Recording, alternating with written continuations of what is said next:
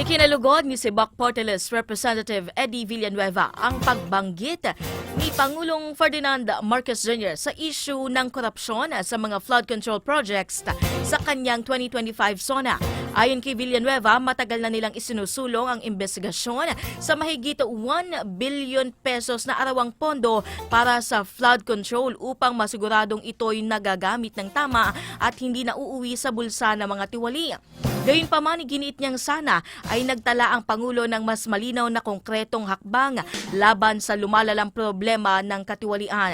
Umaasa rin siyang tututukan ni Marcos ang usapin ng online gambling na aniyay sumisira sa maraming buhay gaya ng naging posisyon nito sa Pogos. Binigyan din ni Villanueva na patuloy na magiging mapagmatsyag at makatarungan ng SIBAC bilang fiscalizer tungo sa isang mas tapat at epektibong pamahalaan para sa mga Pilipino.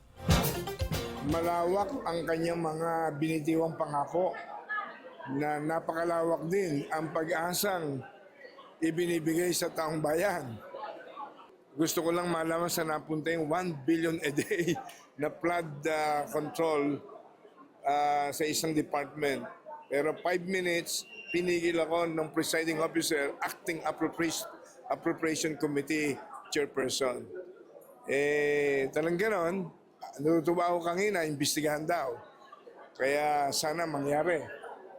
Ang e-gambling ang pakaliwanag na direct violation ng 10 Commandment ng Diyos.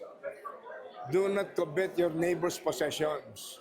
Pwede naman yumaman at umunlad ang mga tao na hindi kinakailangang pahirapan at pag-interesan yung kabuhayan ng kapwa.